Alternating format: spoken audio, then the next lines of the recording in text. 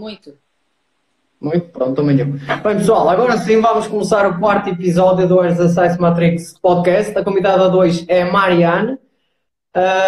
Mariane é fisioterapeuta e é representante do RTS no Brasil, ok? Vamos começar esta conversa conhecendo um pouco da Mariane e depois vamos entrar no tópico que é técnico de exercício físico versus fisioterapeuta. Ao longo desta conversa nós vamos entender algumas diferenças entre o profissional do exercício físico e o fisioterapeuta, a sua maneira de atuação, o que difere dos dois, e depois vamos entrar em outros temas como protocolos de reabilitação, cadeias cinéticas fechadas e abertas, o estado do fitness em Portugal versus Brasil, até dos Estados Unidos, já que a Mariane trabalha nos Estados Unidos.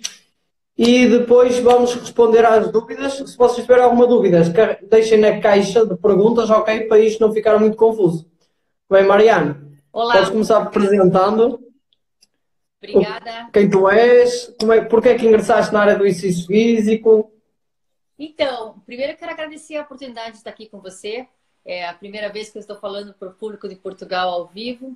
A gente tem muitos dos seus colegas fazendo o nosso curso online Sim. da ETS, do especialista SMEX, especialista em mecânica do exercício.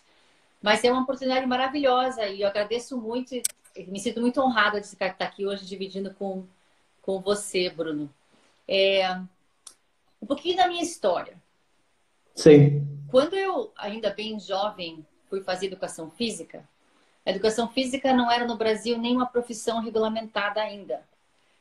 Não tinha regulamentação, não tinha conselho. E quando eu fiz 2 anos de educação física, eu vim para os Estados Unidos fazer ciência do exercício. E quando eu vim para os Estados Unidos, 1998, faz tempo. Não, 1989, faz tempo. Nem era nascido, ainda não era nascido. 89. Eu vim fazer ciência do exercício na Califórnia e quando eu vim fazer ciência do exercício na Califórnia, aqui já tinha treinamento esportivo, já tinha musculação, principalmente para a saúde, e eu me envolvi muito com a musculação e comecei a treinar aqui na Gold's Gym, queria treinar para ser Miss Fitness naquela época. E eu me apaixonei muito por isso. E voltei para o Brasil e abri uma academia no Brasil nos padrões americanos, lá em Curitiba.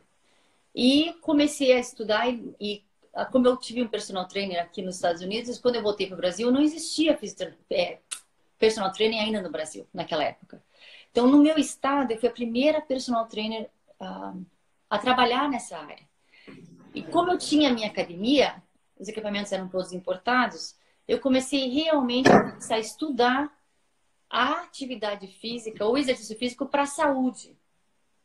Porque isso também não era comum naquela época. O fitness era só o fitness para malhar e para emagrecer, baseado muito no treinamento esportivo. Nesse processo de eu sendo dona da academia e sendo personal trainer, eu tinha muitas perguntas. E eu tinha muitos clientes que eu não conseguia ajudar. E eu era muito amiga dos ortopedistas naquela época. E eu buscava a ajuda dos ortopedistas, buscava a ajuda dos fisioterapeutas, mas mesmo assim eu não encontrava as respostas para essas perguntas. Como, por exemplo, por que a dor às vezes durava 7, 8 dias no meu cliente? Sim. Eu ainda estava naquele pensamento de treinamento de que só vai ter resultado se a fadiga for máxima e se a dor for máxima. E se a dor for máxima. Independente de quem era meu cliente. Eu tinha clientes de 40, 50, 60 anos e todos eles eu chegava à fadiga máxima e todos eles, às vezes, até vomitavam. E se eles vomitassem, eu achava aquilo bom. E eu comecei a ter muitas perguntas com relação a isso. Até um dia que eu estava fazendo alongamento passivo num cliente meu e ele teve uma ruptura parcial do tendão de Aquiles, na minha mão. E aquilo me deixou muito frustrada, porque eu estava buscando saúde, eu era realmente uma pessoa que estudava muito, e eu machuquei um cliente meu. E no momento que eu machuquei esse cliente, eu entrei em crise existencial. Eu falei, meu Deus, o que eu estou fazendo com o exercício? Estudando a quantidade que eu estou estudando, me dedicando. Eu era professora na época, dava aula na faculdade sobre personal training, tinha curso de personal training que eu ministrava na minha academia, tinha um programa de estagiários que tinham 130 estagiários querendo ser estagiários naquele ano, um programa de 1 ano de ensino prático, e só 7 entravam por ano. E eu machuquei um cliente meu, na minha mão. E aí eu comecei a realmente querer fazer fisioterapia para poder entender por que o exercício também machucava, sendo que eu estava seguindo todos os parâmetros que eram os melhores da época, ACSM, a AFA, naquela época que era famosa, hoje não é mais, mas eu seguia todos os parâmetros das instituições de ensino sobre o exercício do Uhum. mundo. Então fizeste as duas, fizeste educação física e depois fisioterapia. Isso. Aí, eu, na época, eu queria que os meus professores que trabalhavam na minha academia tivessem uma experiência nos Estados Unidos para eles conseguirem entender o que tinha na minha cabeça, para me ajudarem a alcançar o objetivo de transformar uma cultura do exercício no país. E o que eu fiz? Eu trouxe eles comigo para os Estados Unidos. Na época era aquela, não era a IRSA, que não existia, mas a Fitness, como no Brasil tem a Fitness Brasil, aqui tem a IDEA, que é uma convenção de fitness mundial que acontece nos Estados Unidos 1 vez por ano. E eu trouxe todos os meus professores comigo, paguei para eles virem, foi fantástico. E quando eu vim para a IDEA, eu assisti o Tom Purvis falar numa palestra sobre treinamento resistido. E quando eu escutei ele ministrar e falar sobre exercício, alguma coisa entre mim, assim, isso é verdade. Isso é verdade. Ele vai ter as respostas para as minhas perguntas. Sim. E a coisa que mais me chamou a atenção é que naquela época a gente ensinava que todos os exercícios que se fazia na academia tinha que se fazer com o joelho semiflexionado. Ah, sim, sim, sim. Então, se você fazia uma rosca bíceps, o joelho tem que estar sempre Tinha o flexionado. joelho flexionado, não pode estar estendido, Não pode estar sim. com o joelho estendido. E aquilo não fazia sentido na minha cabeça. Por que todo mundo tem que fazer? Tá com o joelho sempre flexionado. Não, porque gera estresse no joelho. E eu, não é possível que gere estresse no joelho. Mas a regra era aquela.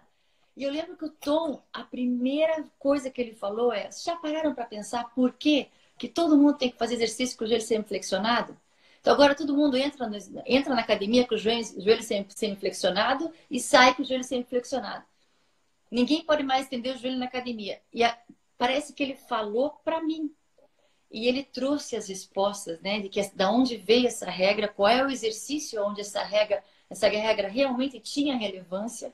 E que mesmo naquele que tinha relevância, tinha que ser considerado quem é a pessoa que está fazendo, qual é a direção da resistência.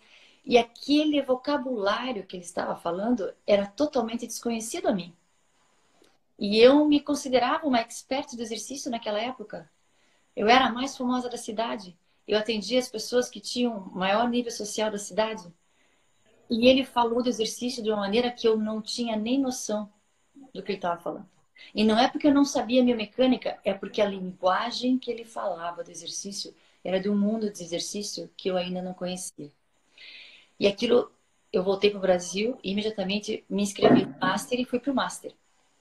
E foi assim que eu conheci o RTS. Então eu fui para o Master e já estava começando também junto à faculdade de fisioterapia. No primeiro ano de fisioterapia, eu pedi para o coordenador para eu ir para o Master, eu ia faltar muitas aulas na faculdade de fisioterapia. E o meu coordenador falou: tudo bem, desde que você esteja estudando, pode ir. E eu falei: eu prometo que eu tiro 10 em tudo, mas eu vou estourar em falta em todas as matérias. Ele falou: tudo bem, pode ir. E realmente eu fui para o Master durante a faculdade de fisioterapia, voltava do Master com o Tom na faculdade, tendo aula de cinesiologia e biomecânica, e voltando dos Estados Unidos com o Tom e aprendendo a cinesiologia tradicional. Aquilo foi uma Um contradição, banho porque sim. muito, mas foi muito. Mas ao mesmo tempo, os meus professores da faculdade me deixavam falar e me chamavam para contribuir. E até hoje, em todo esse tempo, esses profissionais da fisioterapia que são docentes da faculdade, e hoje o coordenador do meu curso é o presidente do Conselho Federal de Fisioterapia do Brasil, até hoje eles me chamam e eles consideram aquilo que eu estudei lá de uma relevância muito grande.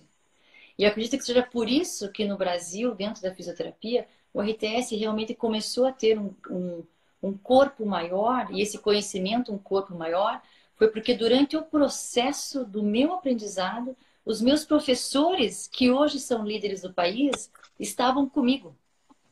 Então foi muito interessante esse processo. Agora, Alex, eu vou te contar uma coisa. Quando eu voltei do Master a primeira vez, eu voltei chorando no avião. E eu voltei chorando no avião porque A pensar, eu não sei nada, está tudo errado. tá tudo errado. E desconstruiu toda a minha história. É o Tom faz isso com toda a gente. Com todo mundo. E essa desconstrução me colocou numa posição que eu acho que todo profissional uma hora vai ter que enfrentar, que é o que que eu quero para o meu futuro? O que que eu quero para minha profissão, para minha carreira? Que tipo de pessoa eu quero ser? Que tipo de profissional eu quero ser? Porque eu poderia fazer de conta que eu nunca tinha visto aquilo, ou eu poderia enfrentar os meus medos e inseguranças e resolver realmente aprender aquilo que ele estava querendo ensinar. E eu lembro que essa não foi uma decisão fácil, porque me desconstruiu completamente. E eu precisei dizer, eu vou encarar esse desafio e voltar a estudar aquilo que era mais básico possível de uma maneira muito diferente. Contratei na época, eu lembro que um professor particular de física básica para lembrar o que que era um vetor, que eu já estava muito mais velha, nem lembrava mais o que era isso.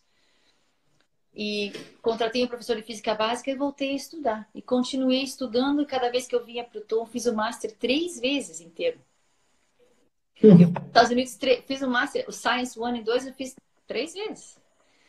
E até uma hora que eu comecei realmente a entender e conseguir aplicar o que o Tom estava tentando ensinar. E daí, um dia, não sei se eu posso já falar sobre essa história do RTS inteiro. Sim, podes falar, força. Já que estamos neste assunto, depois passamos para o assunto do título. Ok. Então, daí, numa das aulas que o Tom estava ministrando, ele chegou para mim e me deu uma. No meio da aula, se conhece o Tom, você sabe, o Tom ele é muito espontâneo, né? No meio da aula, ele me deu uma mala, uma pasta de computador que dizia RTS Instructor. E eu peguei aquilo e falei assim: o que que é isso? Daí ele falou: desejo, wishful thinking, em inglês. É um desejo, é um pensamento, uma aspiração minha, uma vontade minha. Eu falei: isso nunca vai acontecer, eu não tenho capacidade para isso. E daí ele falou: we'll see, vamos ver se você tem ou não tem. E o fato dele ter me dado a oportunidade e acreditado em mim, despertou dentro de mim um desejo muito grande de eu cumprir aquela expectativa dele. E eu voltei para o Brasil e eu estudei muito. Peguei os manuais e traduzi todos para o português, os que estavam naquela época, sem ele ter me pedido. E a próxima vez que eu voltei a encontrar com ele nos Estados Unidos, eu cheguei com todos os manuais traduzidos para o português. E ele olhou para mim e falou: o que é isso? Eu falei: você não teve um wishful thinking? Então, da minha parte, foi o que eu podia fazer para se tornar realidade, agora está feito. E aí ele falou: vamos fazer o RTS acontecer no Brasil. Isso foi em 2003. Então, desde 2003, eu já ministro as aulas de RTS no Brasil. E naquela época, eu morava no Brasil. Eu vim para os Estados Unidos em 2006. E enfrentando, na época, sozinha, o mundo do exercício o mundo do exercício resistido, principalmente, que era regido por homens, mulheres. Não via mulher falar de treinamento resistido. Ainda não tem muito, por acaso. Não tem. Já tem mais, tem crescido, mas ainda são poucas no fitness. É Do mais exercício. né? Então, se você vê uma mulher falando, se destacando na área do treinamento resistido, você vê normalmente falando da ginástica localizada, do pilates, Aulas de grupo, sim. aulas em grupo, mas não falando de musculação, né? E eu nunca vou esquecer de um dos testemunhos que eu tive, que eu guardo no meu coração, porque são desafios pessoais, que eu ministrei um curso no Rio de Janeiro pela Cybex. A Cybex me sponsor para ministrar cursos sobre análise das máquinas durante alguns anos no Brasil. E eu viajei o Brasil inteiro com a Cybex. E no Rio de Janeiro, a Cybex montou um curso de um dia com todos os grandes nomes do fitness do Rio de Janeiro. Só tinham homens na sala. Só tinham homens na sala. E todos enormes. Eram 110 participantes. E eu entrei, eu normalmente sempre dei aula nunca dei aula de roupa de ginástica, porque eu não acho apropriado. E eu entrei de salto alto, arrumada, e eu nunca fui também muito grande, em termos de volume muscular. Vamos E eu fazer. comecei a dar aula, dei aula o dia inteiro, e ninguém abriu a boca. No final, um dos testemunhos que eu recebi foi: Mariane, eu não sei o que você fez, mas eu nunca vi uma mulher com um tamanho pequeno deixar tanto homem grande ficar quieto e prestando atenção por tanto tempo. O que me mostrou que esse conhecimento é o que tem relevância e não a pessoa que está ensinando. Então eu sempre digo, não importa quem é a pessoa que está ensinando. O que importa é o conteúdo que a gente está ensinando tem muita relevância e tem muito poder, tem muita verdade e fala por si só. Fala por si só. Mariana, já que falaste disso, porquê é que tu achas que existe uma diferença tão grande entre homens e mulheres no fitness, na parte do treino resistido, de, por exemplo, personal trainer? Não sei se no Brasil acontece a mesma situação que em Portugal, mas em Portugal nós vemos que predominantemente é mais homens a personal trainer, se bem que nos últimos anos tem crescido o número de mulheres, e maioritariamente são mais mulheres que ministram as aulas de grupo, como localizadas, step. Porquê é que achas que acontece? Porquê é que achas que há essa discrepância tão grande entre homens e mulheres? Eu tenho a impressão porque veja se você me acompanha no pensamento. Sim. Normalmente a gente julga o conhecimento ou o valor da pessoa pela aparência. Sim, sem dúvida. Então a gente acha que o cara mais grande da sala de musculação é o que É o sabe que sabe mais. Sim. né? Então esse pensamento ainda perdura até hoje. Até hoje. Então quando eu peguei um atleta de bodybuilding para treinar na época, e eu treinei um atleta de bodybuilder, e eu não era bodybuilder, e ele continuou crescendo muito, aquilo me colocou num lugar de relevância diante dos outros bodybuilders. Mas eu quase que tive que pedir para ele, por favor, para me dar oportunidade. Porque é muito difícil dar oportunidade quando normalmente eles estão olhando para a aparência. Sim, sim, sim, sim, sim. Então, acho que quer com homens, quer com mulheres. Exatamente. Eu Eu acho que essa é a maior barreira. Só me dá um segundo aqui. Essa é a maior barreira das mulheres não conseguirem ter tanto lugar na musculação ou no treinamento resistido. Achas que elas acham que logo à partida não vale a pena e nem tentam, é isso? Repete, por favor. Achas que elas logo à partida pensam que isso vai acontecer e nem tentam?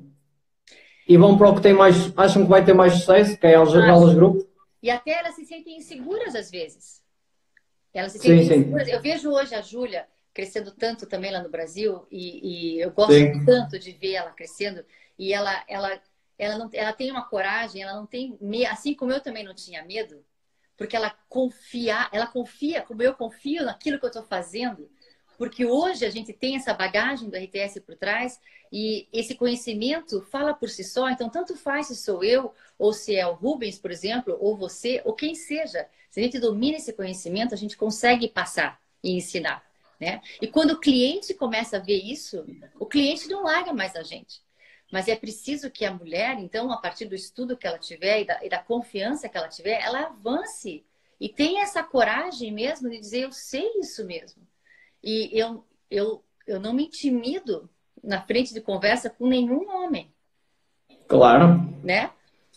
Mas isso também foi um processo dentro de mim. Vamos começar a entrar no nosso tema, que é profissional do exercício físico e fisioterapeuta, quais são as diferenças? Por exemplo, Aqui, não sei se no Brasil funciona da mesma maneira, com o Rubens, na realidade dele, ele diz que não funcionava tanto assim. Quero saber, tu que estás em dois países, como é que funciona. Se ainda é o físico que puxa mais as pessoas para o ginásio e se os profissionais do exercício físico ainda só pensam maioritariamente na parte estética para dar treino e se estão a esquecer da parte do exercício físico para a saúde, das pessoas que precisam mesmo do exercício físico. Isso também acontece na realidade que tu vives, também acontecia isso? Eu vejo que no Brasil é dividido. Eu vejo que o Brasil, a parte do exercício físico para a saúde cresceu muito. A Uhum. estética ainda, o emagrecimento ainda é mundialmente o fator que as pessoas mais buscam atividade física ainda é o emagrecimento. 80%, mais ou menos, não é? Acho eu. É o maior número, as pessoas querem emagrecer. A qualquer custo, às vezes, né? E Sim. no Brasil isso também é verdade. Eu penso que a consciência de que a saúde tem que vir antes está realmente começando a entrar na mente das pessoas. Mas os profissionais que lideram o mercado precisam entender essa diferença também. E às vezes os profissionais não entendem a diferença entre uma coisa e outra, né? Sim.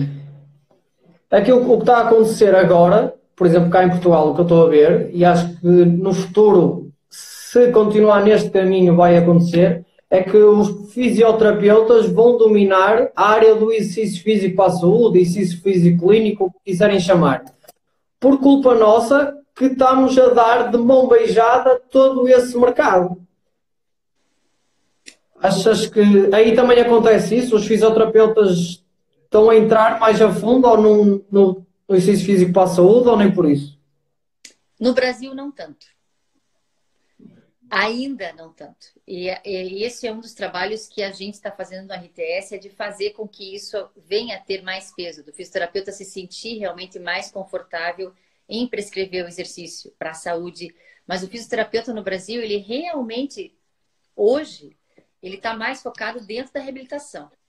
Ele não sabe, Uhum. dificilmente ele sabe mexer numa máquina de musculação. E o Ok. exercício e a qualidade da prescrição do exercício que ele aprende ainda é muito pequena. Agora, você sabe que o RTS hoje no Brasil atende as duas profissões, né? Nós Os temos dois, sim, sim, sim, o sim. curso para educação física e o curso para fisioterapia. E é muito claro a distinção aonde cada profissão é forte no conhecimento e aonde cada profissão é fraca no conhecimento. Através das Claro. provas. Então, quando eu pego as provas, eu vejo o educador físico, ele engata nas perguntas que deixa ele, onde eles mais erram é na mecânica articular. Eles têm Uhum. muita dificuldade de entender a articulação.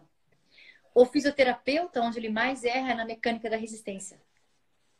É muito difícil para eles entenderem a resistência, porque eles não estudaram isso. Então, eu vejo que existe uma lacuna, uma falha no ensino da educação Os física, que dois. é o corpo humano.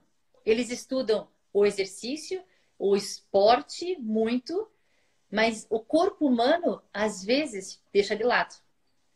A fisioterapia estuda muito o corpo humano, mas não estuda quase nada em como estimular esse corpo humano com o exercício. Uhum. Então, é bem distinto as falhas para O mim, trabalho. e foi bem fácil para mim entender essa diferença através de analisar as provas das duas profissões. Isso leva-me para a próxima pergunta, em que, por exemplo, onde é que difere o trabalho do fisioterapeuta e o trabalho do profissional do exercício físico? Onde é que, como vocês dizem no Brasil, onde é que um passa a bola para o outro? O que é que deve um trabalhar e o que é que o outro deve trabalhar? Claro que os dois devem sempre trabalhar em conjunto, isso era o ideal. Mas qual é o momento em que o fisioterapeuta tem de dizer, olha, o meu trabalho está feito, agora compete a ti, e o que é que compete a cada um? Se quer que eu te fale o que é o ideal ou a realidade? As duas. As duas. Então, o ideal seria o contínuo da função e o contínuo do exercício, né? Dentro do contínuo da função, ele começa o contínuo da função com a pessoa quebrada, com, Sim. com pouquíssima amplitude articular disponível, com pouquíssima, às vezes, capacidade de atenção numa articulação, naquela articulação. e termina com o atleta de alto nível. Então, dentro desse contínuo da função, a fisioterapia trabalha lá no começo e vem até quase no atleta de alto nível. E quando chega no atleta de alto nível, precisa realmente liberar, porque o treinamento realmente aí vai para a educação física. Mas existe essa linha, esse espaço cinza entre os dois, em que realmente os dois vão poder trabalhar. Porque o educador físico, quando começa a tratar de dor, complica um pouco. Ele não estudou sobre isso, ele não estudou sobre todos os componentes da articulação, todos os processos de lesão, todo o processo da recuperação de tecido. Isso não foi estudado na educação física e foi estudado na fisioterapia. Assim como terapia manual, não cabe ao educador físico fazer terapia manual, mobilização articular. É a fisioterapia que faz. Mas quando entra a parte do exercício, quando entra a parte que a articulação é capaz de gerar tensão, e aí até a gente pode entrar na parte da isometria, que os dois têm capacidade de fazer e podem fazer, o que vai determinar realmente qual é a profissão que vai trabalhar é a capacidade do profissional. É claro, de novo, a dor e a lesão, fisioterapia. O atleta de alto rendimento, o educador físico.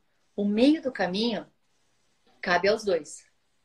Depende do profissional que realmente tem a qualificação necessária para saber aquilo que ele precisa e dentro daquele contínuo funcional conseguir usar o contínuo de exercício com as variáveis corretas para conseguir alcançar esse resultado com esse cliente, com esse paciente. Agora veja, o fisioterapeuta não está acostumado a ficar com o mesmo paciente 10 anos.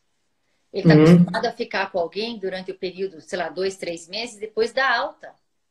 E libera ele, aí vem o próximo. Porque daí ele não tem mais o que fazer ali. E aí existe um gap, um espaço, uma falha, entre sai da reabilitação e vai para o profissional da educação física. E o profissional da educação física que não conhece o contínuo do exercício para saber como modular esse exercício para menos, que modular para mais é fácil. Sim, muito modular fácil. para menos é mais difícil. Né? Sim. E quando ele sai da reabilitação, o exercício tem que ser modulado para menos estímulo. E aí a rescindência da lesão, a rescindência da dor é muito grande. E aí ele volta para a fisioterapia. Por isso que é tão importante que realmente haja o trabalho conjunto entre os dois. Então, voltando à tua pergunta, a única separação que existe bem clara entre as duas profissões é lesão, pós-lesão, é realmente a fisioterapia. O atleta de alto nível, a não ser que seja o fisioterapeuta dentro do time para tratar a lesão do time, é do profissional de educação física. O exercício para a saúde, os dois cabem. Sim. E aí vai da qualidade do profissional. E sem ser alto nível, na pessoa real, em que momento é que se separa? Também era o mesmo? Quando ele ainda vai sentir dor quando for para o profissional do exercício físico, certo? Sim. Pronto. Qual é o momento em que, por exemplo, isto é muito genérico, claro que vai depender de cada lesão e cada pessoa, mas em que momento é que numa pessoa real, por exemplo, um LCA, recuperação do LCA, que é uma lesão muito comum, vai passar predominantemente para o técnico de exercício físico? Em que momento sai da fisioterapia e vai para o educador físico? Sim. Aí é quando ele tiver com a função totalmente restabelecida, sem dor e com capacidade contrátil para tolerar os desafios do dia a dia. Aí ele vai avançar dali para mais. Mas a fisioterapia normalmente só vai dar alta quando ele tiver com a função restabelecida, com a capacidade contrátil restabelecida, com independência restabelecida, aí ali acaba pensando na reabilitação. Agora, Bruno, é muito interessante, eu não sei como é que funciona aí em Portugal.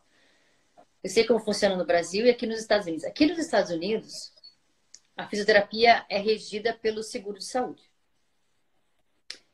Então, aqui nos Estados Unidos, fisioterapeuta trabalhar com exercício para a saúde não existe. Ninguém faz isso aqui. Porque, primeiro, o fisioterapeuta aqui é bem pago. Então, o seguro paga para o profissional ou para a clínica perto de 200 e alguns dólares por hora. Pagam bem. Na sessão da fisioterapia. Então, eu, como fisioterapeuta, se eu for cobrar isso de uma pessoa individual para fazer um tratamento individual particular, é difícil a pessoa pagar tudo isso. Então, aqui nos Estados Unidos, o seguro de saúde paga mais do que particular.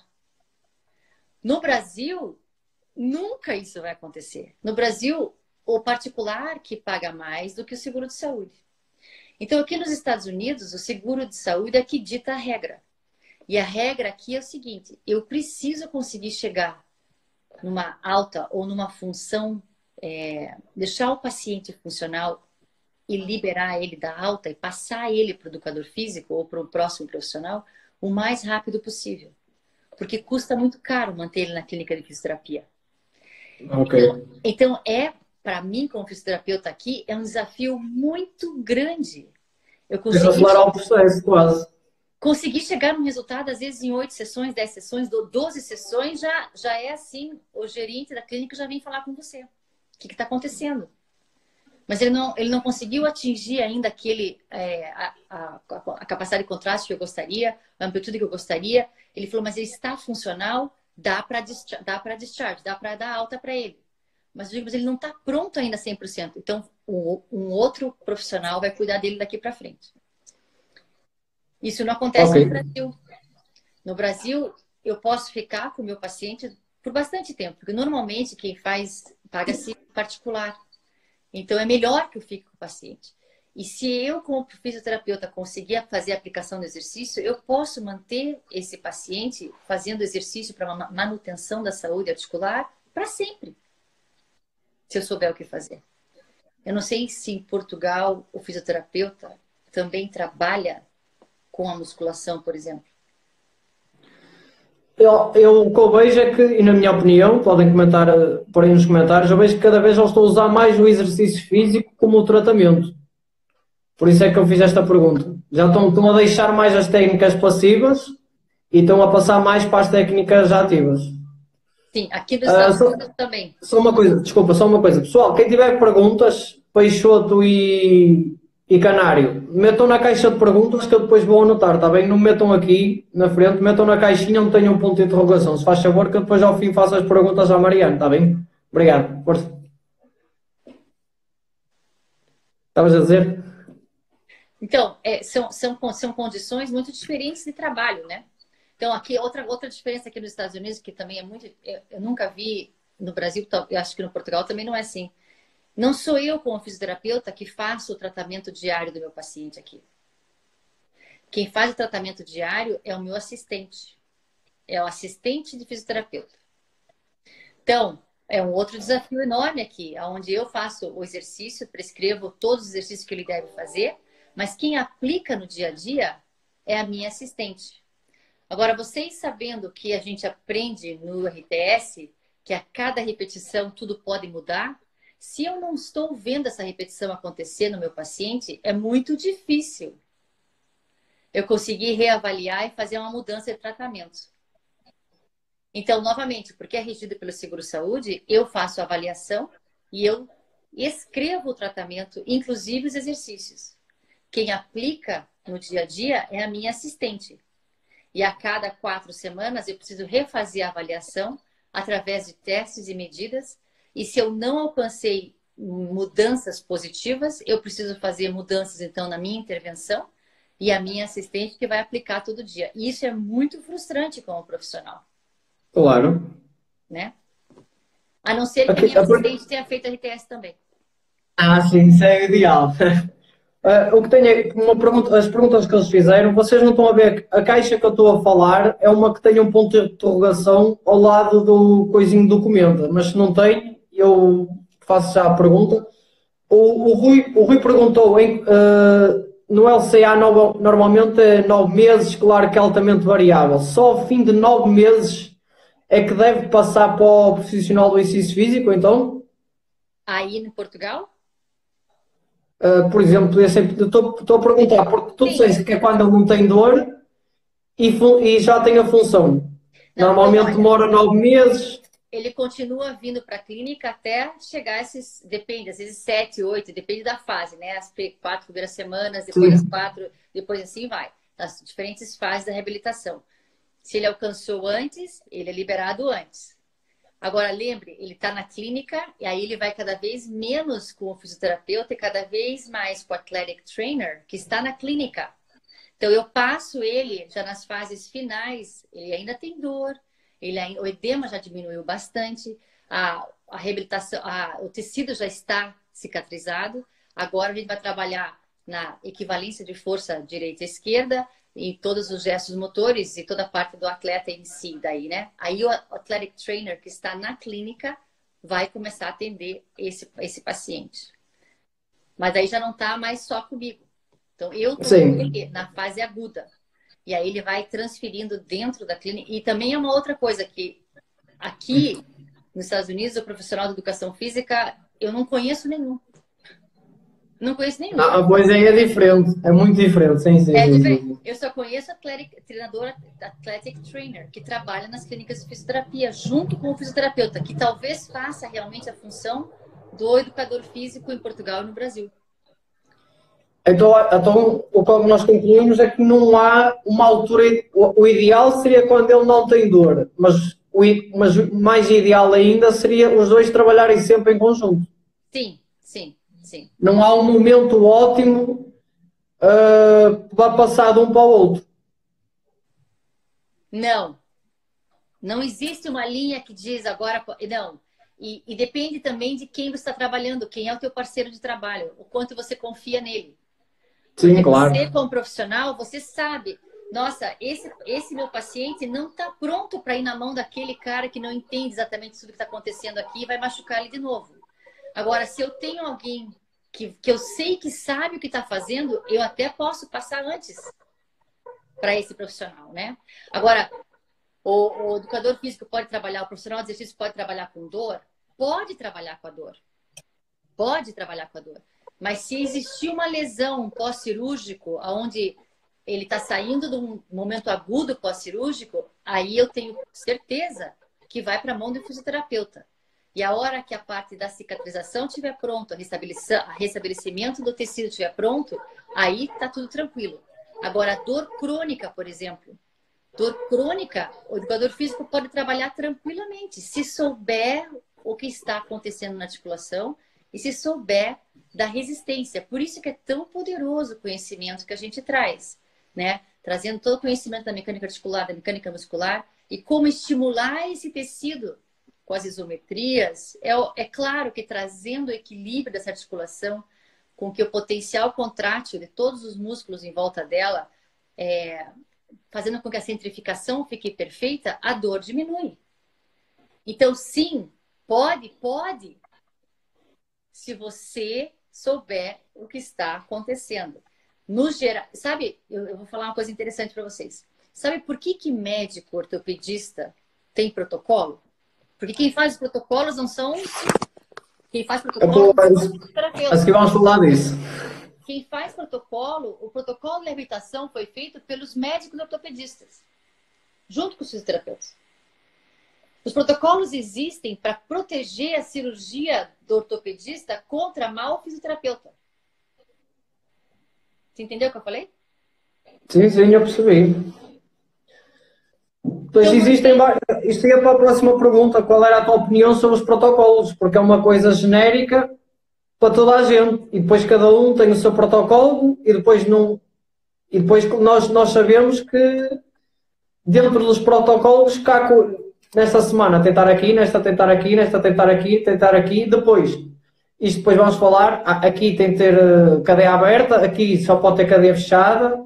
Qual é a tua opinião sobre esses protocolos? Devemos seguir os protocolos? Não estou a dizer deitá-los fora. Como é que tu abordas os protocolos?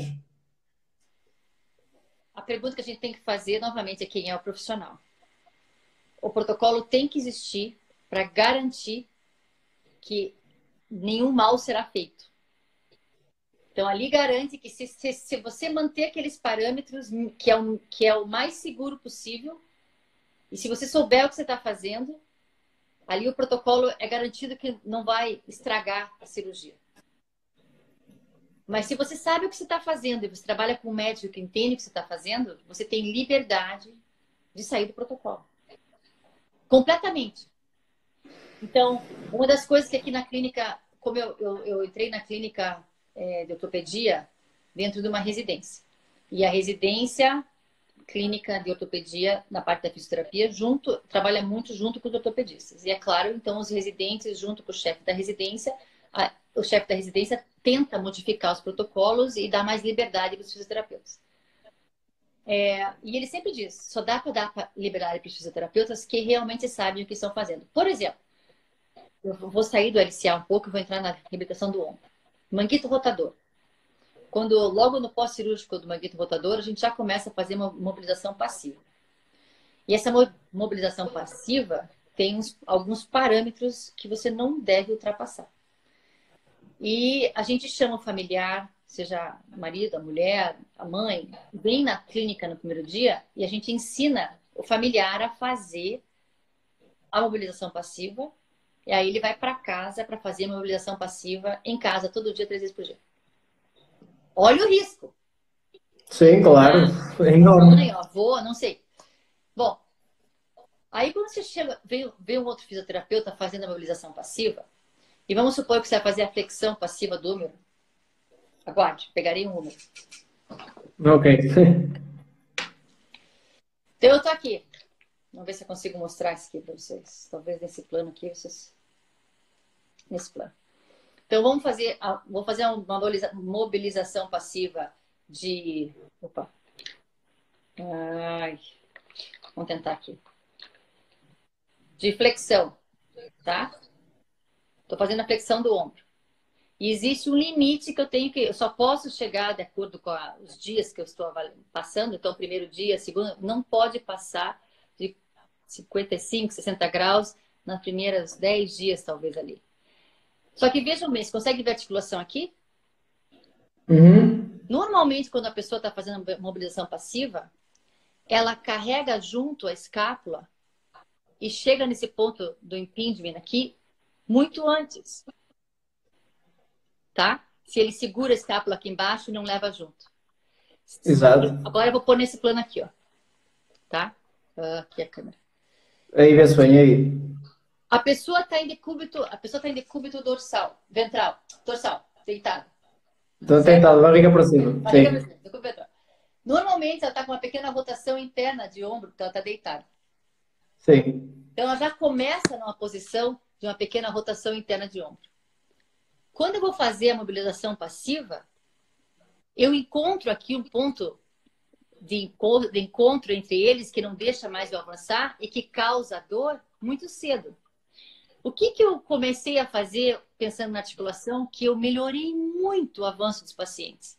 Primeiro, já vou falar também sobre o fato de não usar mais a mobilização passiva. Esse é outro assunto. O que eu comecei a fazer? Eu falei, que tal se porque o problema está em apertar o acrômio aqui na cabeça do húmero. Se durante a mobilização passiva eu levemente decoaptar para baixo, fazer uma translação inferior bem pequena, manter essa translação inferior e agora eu fazer a mobilização passiva, eu livro esse espaço superior e eu tenho mais amplitude sem dor para trabalhar. E eu comecei a ter muito resultados positivos, mas numa pequena translação, distração da articulação, bem pequenininha, o suficiente para... E eu tô com a minha mão na articulação, então eu tô sentindo o que está acontecendo para fazer essa mobilização. Então, isso é uma coisa. Que se o protocolo está sendo feito sem nenhum pensamento envolvido, tanto faz. Vai lá, levanta o braço, 20 vezes, 30 vezes, 5 minutos. Que é o que acontece.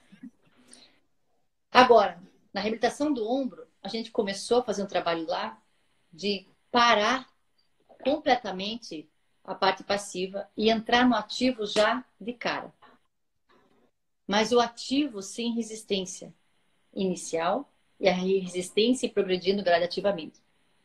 Claro. Como que foram fazer isso? Então desenvolveram lá, não sei se aí tem em Portugal, um equipamento onde tira completamente, offload, completamente, descarrega completamente o peso do húmero do braço. E aí faz a rotação interna e externa sentada no equipamento, com o peso do braço completamente descarregado. Então não existe resistência inicial, a não ser a pequena massa que ainda sobrou no descarregamento do braço. E ali você coloca um cabo e você pode manipular o braço do aumento, que é algo fantástico, e você coloca o cabo na distância que você quiser do equipamento, e seria legal ter um desenho sobre isso. E você, inclusive, pode manipular aonde na amplitude se afastar ou aproximar esse cabo. E um dos cirurgiões de ombro topou que a gente fizesse isso. Eu e o chefe da residência e o outro residente. E os pacientes tiveram grandes avanços na reabilitação. Então, o protocolo, novamente, serve para dar uma diretriz, serve para proteger a cirurgia de quem não está pensando no que está fazendo. E, para quem sabe o que está fazendo, a gente sabe por que existe, e aí você ganhando a confiança do médico, você começa a fazer aquilo que você acha que é certo, Claro. porque você tem segurança que você não vai machucar, só vai ajudar. O que nós temos de ter em consideração é que temos de olhar para o protocolo, mas na mesma questionar o protocolo e não seguir a regra. Pode dizer aquele agachamento, mas que agachamento? Pode-se não ter de fazer até esta amplitude. Eu posso fazer um agachamento, também tem offload, podeu não saber, vai depender muito de... Está aqui o que nós temos de fazer, ok, mas eu posso melhorar isto tudo. Não é só seguir por seguir. Desde que você consiga justificar. Porque Claro. você está fazendo aquilo que você está fazendo, e que se a tua justificativa tiver um embasamento, e isso que é bacana da mecânica, o embasamento da mecânica, você pode fazer. Né? E é muito interessante esse processo de autonomia profissional. É muito interessante. Então, vamos falar sobre cadeia cinética fechada e aberta. Ok, só um bocadinho, então. Já estamos a fazer 1 hora e ao fim de 1 hora o Instagram deita abaixo, desliga o direto, ok? Por isso que acabou de dizer, pessoal, nós vamos desligar e eu vou imediatamente voltar a entrar, convidar a Mariana e voltamos e regressamos com as cadeias cinéticas e fechadas e vamos falar desse grande mito que ainda existe, ok? Até já, pessoal. Até já, Mariana. Até. De volta. Vamos só esperar um bocadinho para toda a gente regressar. Nós estávamos mais ou menos com 40 pessoas, 45. Eles devem estar a entrar aos poucos. Vamos regressar agora com o cadeia cinética aberta e fechada. A Mariana vai fazer um resumo básico do que é uma verdadeira cadeia cinética aberta e fechada, porque ainda há muitos mitos em volta disto. Quem se deu ao trabalho de procurar muito isto foi o Tom Purvis, claro, que ele, ao torcer-lhe o nariz, ele, não, isto não faz sentido, como vocês estão a dizer, isto não é. Como várias coisas que ele foi vindo ao longo do tempo. Vou esperar mais um bocadinho.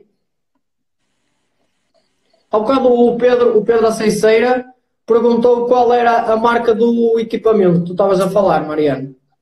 Sabes dizer? Sei. Agora eu esqueci, mas eu sei. Não é Medeco. Eu escrevo para você já já. Ok. É Medical... Então, é MET, sorry. Não é Medex, é MET. M-E-T. Medical Exercise Treatment. Ok.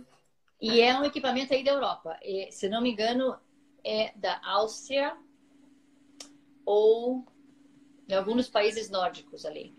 Finlândia, talvez. Chama MET. Medical Exercise Treatment. Já temos mais ou menos as Pedro, pessoas que Pedro, vale muito a pena olhar, porque eles têm equipamentos que diminuem a inércia e eles têm pontos de fechar a altura da polia a cada centímetro. E tem uma régua e você consegue marcar de 0 a 180 em qual que você está trabalhando naquele dia. E como você consegue começar a trabalhar com 5 gramas. Então, é muito bacana para a reabilitação esse equipamento. E é muito bacana. Vale muito a pena dar uma olhada nesse equipamento aí. Que a gente usa muito aqui.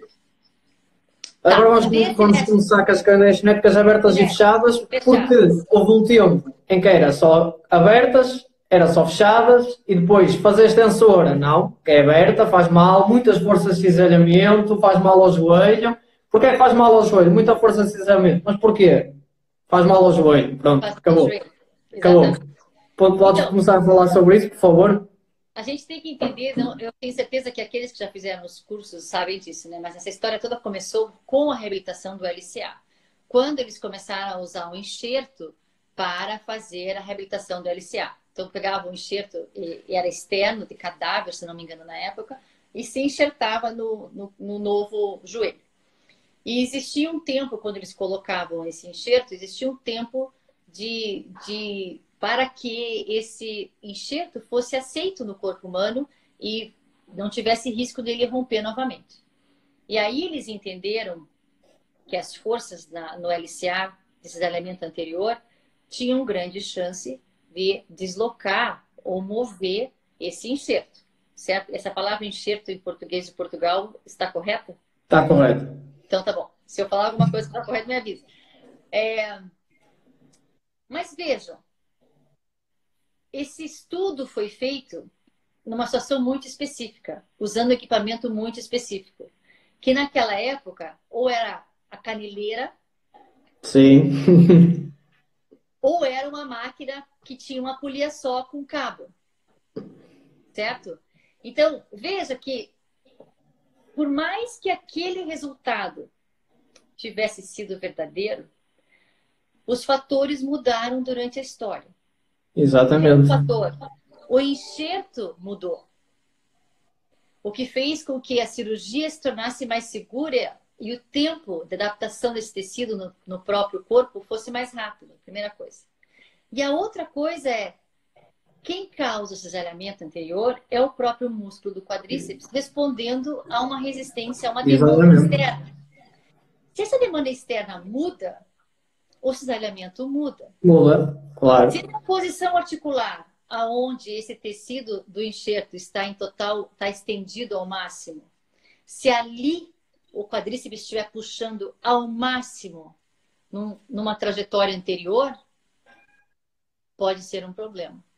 Mas se nessa posição o quadríceps estiver puxando menos ou quase mínimo, esse problema deixa de existir. Então, nunca é a cadeia, o tipo da cadeia o problema, e sim o cenário em que o exercício foi construído. Isso sim, a gente tem como manipular e o problema está aí. Mas veja que essa história toda, Bruno, vem de pessoas que não sabem nem que essa variável existe. Existe. Então, como que a gente pode considerar e esperar que eles sejam capazes de enxergar isso se eles não conseguem nem entender que você pode manipular o braço do momento durante o exercício? Né? E a cadeia fechada acabou se tornando tão famosa na reabilitação do ligamento anterior, porque é claro que na cadeia fechada, porque o braço do momento para o joelho e para o quadril, ele divide no exato, e distribui para os dois. Então, existe uma coativação constante do isquiotibial por causa do quadril e por causa do joelho. Então, ele é um grande controlador das duas articulações ali no agachamento. Então, ele está participando ativamente mais do que na cadeira extensora. Se não for a intenção, porque hoje a gente já viu que se você fizer a intenção de você fazer o recrutamento do isquiotibial junto com a cadeira extensora, diminui muito o deslocamento anterior da tíbia, né? Mas sem pensar nessa parte, voltando lá para a história, quando eles colocaram o eletromiógrafo lá e eles viram a ativação maior do isquiotibial, é óbvio que na porção aonde na cadeira extensora havia maior deslocamento anterior da tíbia, naquela posição havia menor. Porém, em outra posição, era tanto quanto. Exatamente. Havia alturas que era igual. Mas ninguém fala disso, né? E ninguém fala da flexora, só falam da extensora também. Só da extensora.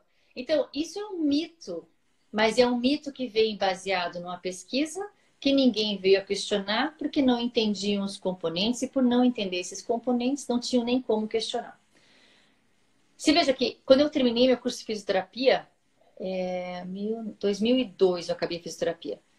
E eu apresentei o meu trabalho de conclusão do curso. E eu fiz meu trabalho de conclusão do curso exatamente sobre a cadeia cinética fechada e aberta na reabilitação do LCA. Isso lá atrás.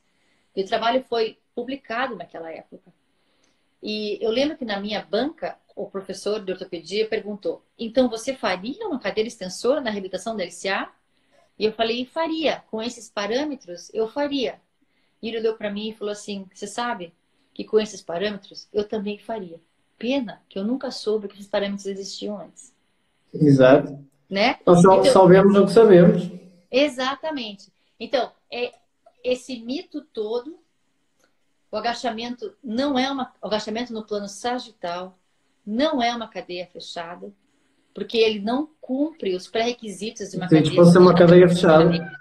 né? Ele é uma cadeia aberta de suporte. Suporte. Porém, se eu fizer o agachamento e a análise do agachamento no plano frontal, eu consigo ver que ali ele cumpre todos os pré-requisitos para ser uma cadeia fechada. Então, a gente precisa entender o que realmente é uma cadeia, qual é a relevância, por que é importante.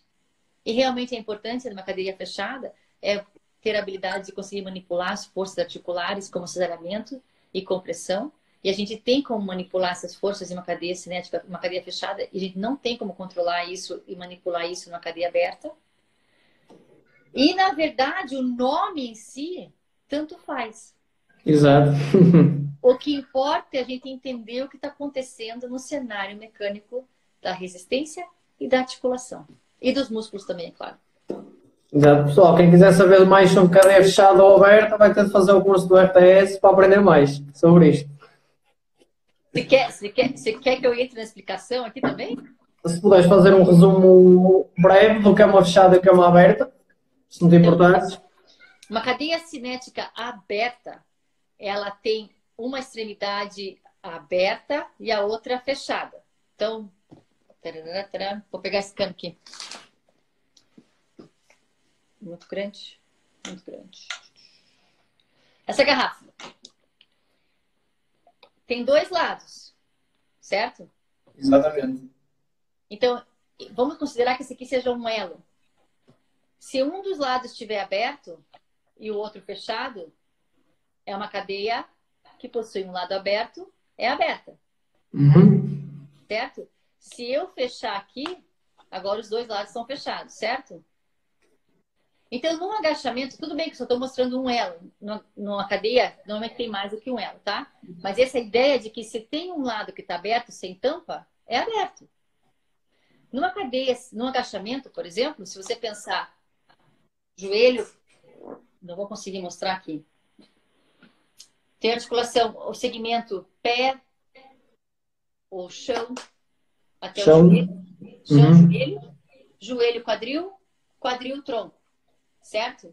Se eu olhar no plano sagital do meu agachamento, quando eu faço a flexão do joelho, tornozelo, quadril, esse lá, o quadril para cima está aberto porque eu não tenho como controlar e prever o que vai acontecer. Eu não tenho. Sim. Então, tanto faz uma cadeia fechada, a definição é: eu preciso que todos os movimentos e todas as articulações da cadeia sejam previsíveis, exatamente, controláveis, e que eles se reproduzam, que um músculo e uma articulação, quer dizer, um motor e uma articulação, vai produzir esse movimento em todas as outras articulações de maneira previsível.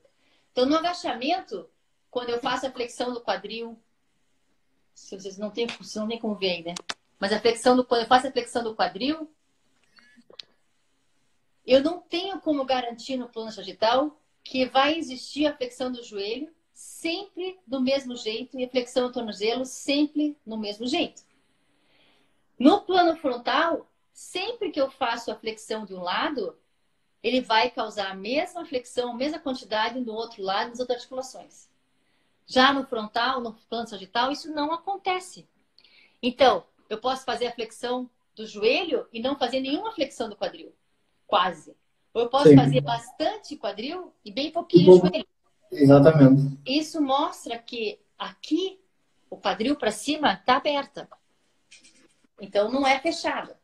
Em compensação, no plano frontal, se eu olhar do pé da direita para o pé da esquerda, todas as articulações que estão interligadas, quando eu movo uma, todas vão mover de maneira previsível, somente com um músculo fazendo a força, gerando a tensão.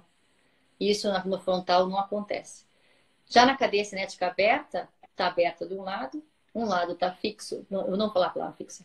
Um lado está aberto e você não tem como prever nada que vai acontecer na cadeia aberta. Então, essa é, por cima, a definição de um e do outro. Então, o agachamento no plano sagital, ele é uma cadeia cinética fechada de suporte, porque os pés estão no chão.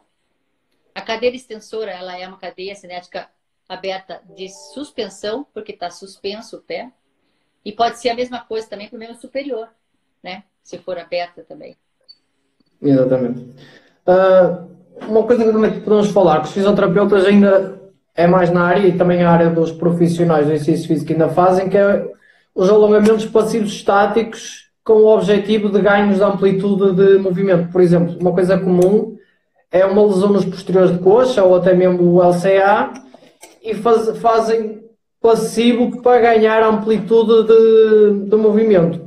Queres explicar um bocadinho o porquê de não fazer isso, as implicações que isso poderá ter e que melhores técnicas é que podem existir para esses ganhos de amplitude mais seguros? Alongamento passivo é um assunto Dava para uma live de 8 horas para aí, mas muito resumido. Acho que é importante a gente tem que entender a neurofisiologia do que está acontecendo ali naquele tecido contrátil, né? Então, a gente tem a ideia de que sempre que existe uma restrição, uma diminuição na amplitude que a gente imagina que deveria existir, que o livro diz que é certa, a gente tem o primeiro pensamento é que o problema está no lado da separação. Existe alguma coisa no lado da separação dessa articulação que está impedindo essa amplitude de acontecer. E aí a gente vai lá, então diz, está encurtado, eu vou precisar alongar para aumentar a separação desses dois ossos, né? E aí o alongamento passivo tem o pensamento e a ciência que produziu essa técnica do alongamento passivo diz que se você conseguir alcançar o máximo da amplitude daquele músculo e manter ali naquela posição um certo tempo, você vai alcançar o que eles chamam da parte plástica e você vai causar vai aumentar o tamanho desse músculo, vai soltar esse músculo. E isso pode acontecer. Porém, isso quando acontece através da dessensibilização da parte dos sensores dentro desse músculo que vão diminuir a sua atividade, vão deixar de responder, vão se aquietar naquela posição para permitir, às vezes, mais amplitude. Porém, esses sensores têm uma função de proteção daquela articulação muito grande, porque o cérebro sabe o que está acontecendo naquela articulação e muitas vezes essa limitação, esse impedimento de alcançar uma certa amplitude vem por proteção daquela articulação. Claro. E você então apagar esses sensores, deixar eles quietos, tirar eles da cena para ganhar mais amplitude, deixa aquela articulação mais vulnerável. Vulnerável, sim. Né? Porque você tirou os controles, tirou a linha da frente de defesa daquela articulação.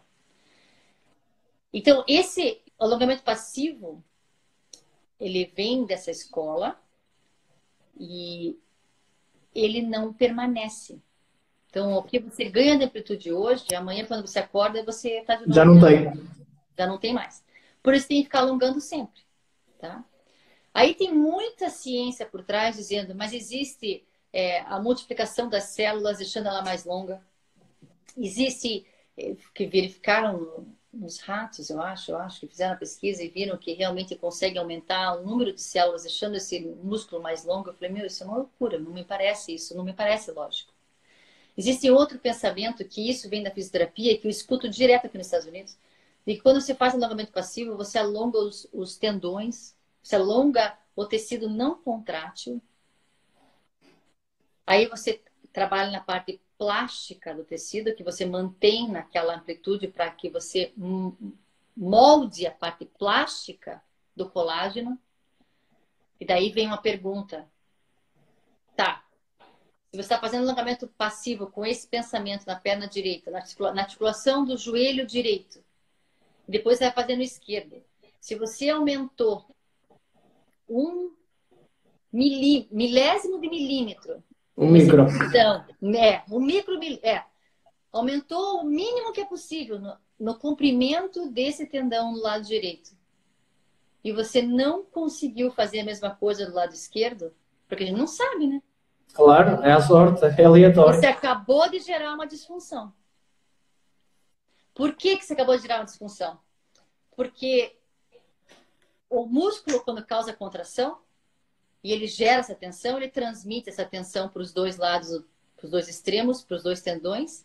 E o tempo de resposta entre essa força chegar no tendão e mover a articulação depende do comprimento desse tendão também. Se você deixar ele mais longo, vai demorar mais para chegar. Mais exato.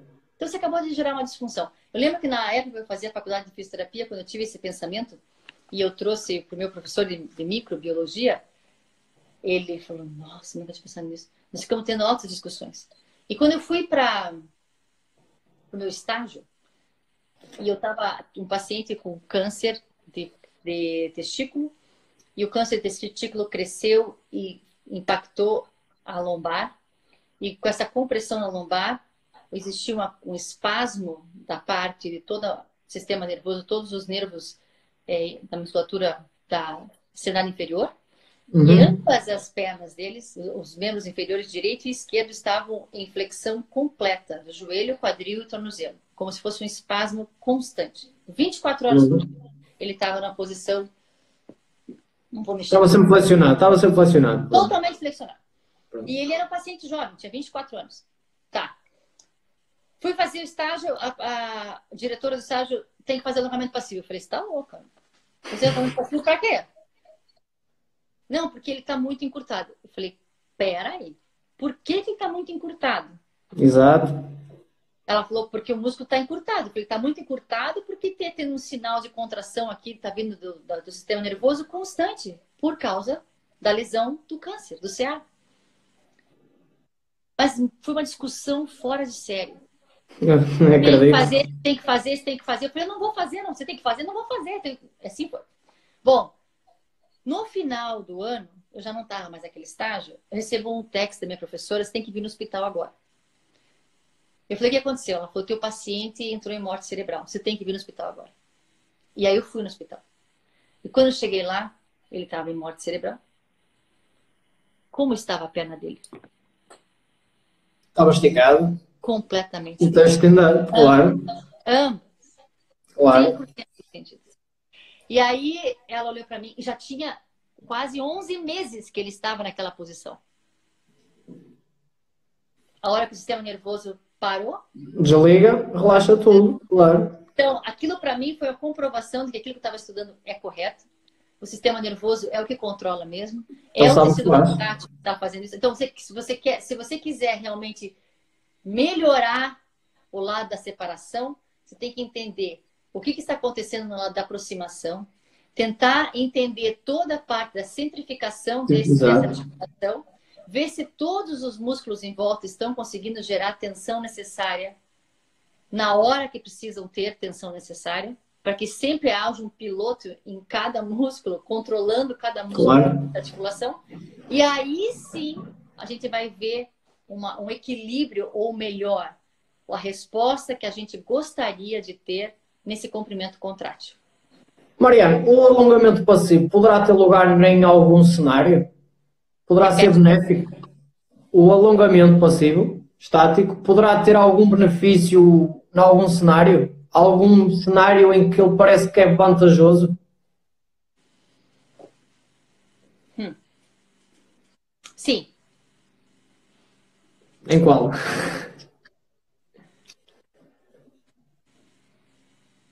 Bom, se eu tenho um paciente que tem uma contratura em flexão, por exemplo, do cotovelo, pós uma fratura, e eu estou trabalhando com ele primeiro, eu cumpri tudo que eu tinha que cumprir na parte... Foi tudo otimizado, sim. Fiz tudo. Aí eu vou para a parte não contrátil. E aí eu talvez venha realmente usar técnicas, de usar a técnica de gastron, de usar algum tipo de equipamento para ver se eu consigo alcançar uma maior amplitude no tecido contrátil, no tecido não contrátil, porque tem. Porque existem realmente retração, às vezes, do tecido contrátil. Existe isso acontece. Exato, só uma coisa, é importante dizer que isso, sem dúvida, que é um trabalho de fisioterapeuta e não de profissional de ensino físico. Aí é a hora da fisioterapia. Portanto, pessoal... Aí é a hora da fisioterapia. Aí eu também já pensei, aí você pode usar, inclusive, um ultrassom para esquentar esse tecido não contrátil. Por quê? Porque quando o tecido não contrátil tem uma temperatura um pouco mais alta, ele torna-se mais pliable, é mais fácil você modular isso. Então, existe todo um trabalho por trás da fisioterapia que pode vir a melhorar realmente o tecido não contrátil, mas só depois que você eliminou todas as possibilidades do contrátil. Ok. Agora, um assunto que em Portugal tem crescido também, aí se calhar também tem crescido, que nós temos vários métodos no exercício físico, aparecem novos métodos, novas técnicas, novas aulas de grupo, tudo mais.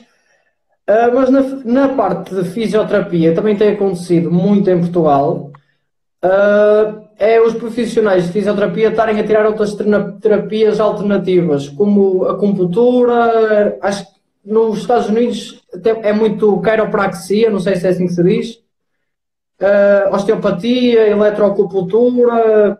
Qual é a tua opinião sobre isso? Há evidência disso? Poderá ajudar? Não? O exercício físico é superior? Superior. E Superior. essas têm alguma validade, essas técnicas alternativas? Se Então, tiveres conhecimento. a experiência lá na clínica. O que está na moda hoje nos Estados Unidos é dry needling, que é a acupuntura, né? A acupuntura para a fisioterapia. Já também. Dry needling. Então, agora todo mundo tem que fazer dry needling, né? O meu orientador lá da clínica, de jeito nenhum. Ele fala, não tem por que fazer isso. Assim, não existe evidência que comprove. Exatamente. Nada que comprove. Ai, desculpa, falei muito alto. Não existe Dá nada que vontade. Estás à vontade. Aqui estás à vontade. Neste podcast. não tem evidência que comprove, não tem evidência que comprove toda essa teoria atrás de exercício para fáscia. Não existe teoria, não existe nada comprovado disso. Não existe nada comprovado de que o foam roller traz qualquer benefício. Não existe nada comprovado que o dry needling melhora nada, tá? Mas é moda. Então, lá na clínica, e eu estou numa clínica muito especial. E até Só hoje uma coisa. Sabes, aqui em Portugal, nós temos uma taxa que se chama IVA, Imposto de Valor Acrescentado. Não sei se nos Estados Unidos também tem. Pronto, cada produto, consoante que tipo de produto é, paga mais uma taxa de imposto. Isto tem 10 euros mais X%. O exercício físico tem uma taxa de 23% de IVA. E essas terapias têm zero. Zero, cá, zero. Pagam 0%. olha aqui, ó, você tem que, algum de vocês aí vai ter que ser deputado para mudar isso. Sou eu. Também estou metendo nisso. Tem que entrar na política e mudar isso aí, Bruno. Que é isso? Que é isso? Agora, veja, de novo, a fisioterapia no começo da história era só exercício. E ela perdeu poder para a educação física por causa das técnicas alternativas de manipulação. A osteopatia entrou com muita força e se tornou o pão, o bread and butter da fisioterapia é a manipulação. E depois entrou a parte da eletroterapia, que deixou, desculpa, eu vou falar, deixou todo fisioterapeuta ignorante, porque agora põe eletroterapia para tratar tudo e não trata nada, tá? Então, o fisioterapeuta perdeu a capacidade da prescrição de exercício, que é, sem sombra de dúvida, a sua maior ferramenta, tá? Então, onde eu trabalho, eu tenho um cenário muito diferente, porque quem está na liderança da clínica, ele é muito forte no exercício. Então, ele promove o exercício de uma forma muito importante e séria. Então, lá, o exercício toma a frente. E depois do exercício, junto à manipulação articular, junto com a osteopatia. São as duas coisas, a osteopatia e o exercício. E tem muito valor a osteopatia também. A manipulação ou a mobilização articular, às vezes não tanto a manipulação, mas a mobilização articular manual tem muito poder na hora que você começa a soltar a articulação e aí você entra com o tecido contrátil. Mas tem que caminhar junto as duas coisas. Só uma coisa sem a outra não adianta. Porque o primeiro exercício físico, ele sozinho é capaz de fazer a mobilização articular. E aí, se você não consegue alcançar o que você quer com a mobilização através do tecido contrátil fazendo isso, às vezes, uma sessão de uma mobilização articular resolve. E você consegue alcançar muito mais. Ninguém na minha clínica quase usa eletroterapia. Quase, olha, eu nunca vi alguém usar um ultrassom lá, tá? Tá cheio de poeira lá em cima. Ainda bem. E ainda bem. E o dry needling, tem 2 fisioterapeutas formadas em dry needling e eles falam o seguinte, porque elas sabem que não tem nenhuma evidência que comprova, mas elas fazem porque virou moda. Então elas falam, só vai vir para mim para fazer dry needling depois de ter falhado ou não ter tido sucesso e nos outros. Aí vem para mim. Quando já foi tudo. E normalmente... Sim, depois há aqui uma pergunta que é para ti. Mari, sobre a manipulação da faixa relacionada ao exercício, o que é que você acha? Acha que é uma moda? Moda. Moda, pronto, está feito, está respondido. Moda total. É uma insanidade. Exato. É uma loucura. É uma loucura. Tem gente que diz que... porque a fáscia tem um pouco de tecido de músculo, contrátil. Mas é liso. Mas é liso. É liso. É o sistema autônomo. É o sistema autónomo de controle. É louco isso. É muito louco isso. Mas, novamente, olha só. A gente tem que entender que quando a gente não sabe o beabá e só busca o conhecimento mais avançado, mas sem conseguir entender o que está dentro desse conhecimento, aí as pessoas não tem. Uma vez eu falei para o Tom, sabe que eu tenho a impressão de que em algum momento na história do exercício, todos os grandes pensadores entraram num balão, numa bexiga, num balão de festa de criança, sabe? E sabe quando o balão de festa de criança ele é preso num peso, né? Para não voar, sim. Certo? E parece que em algum momento da história esse balão soltou. E tá voando aí, com todos esses experts aí do exercício dentro desse balão. E todo mundo que está vindo hoje para o mundo do exercício, eles entram nesse balão que não está fixo em lugar, não tem âncora em lugar nenhum. Então, enquanto a gente não encontrar essa âncora e ancorar o mundo do exercício em uma fundamentação que é imutável, que é a mecânica, porque essa não muda, a gente vai ficar discutindo um monte de ilusão dentro desse balão aí, que não tem fundamento nenhum. Exatamente. Continuando, nós estávamos... Uma coisa que tenho discutido muito e já discuti neste podcast é as perguntas que nós fazemos na ciência. Nós estamos a fazer bem as perguntas e depois dá este resultado, ok, e depois extrapolamos logo. Por exemplo, na aula hoje de manhã, daquele estudo, fizeram este exercício para o ombro, este e este. E estes dois combinados mostraram-se que causava mais dor, logo, exercício isolado para o joelho não causava mais dor. É mesmo perceber porque é que este causa dor e aquele não causa mais dor. O que é que está aqui de diferente? E com isto também pergunto, nós no fitness, temos um fitness que supostamente era para ser a promoção da saúde através do exercício, mas o fitness virou uma competição, tanto que na competição de CrossFit temos o homem e a mulher mais fitness na Terra. Mas qual é o problema disto? A ciência corrobola com isto. Porquê? O que é os marcadores de fitness? Mais VO2, melhor frequência cardíaca, mais força, mais resistência. E nós estamos a comparar a saúde. Olha, este é mais saudável que este porque tem o VO2 máximo. E depois ainda há esses problemas todos inerentes ao VO2. O que é que tens a dizer sobre isto? E como é que tu diferenciavas desporto, fitness e isso para a saúde? Eu gosto de falar que não fui eu que criei isso, né? Mas o esporte sacrifica o corpo pelo resultado, né? Exato. E a saúde sacrifica o resultado pelo corpo. Então, não interessa se você vai terminar a maratona. Se você tiver com foco na saúde, a hora que a tua articulação disser não vai mais, ali você para.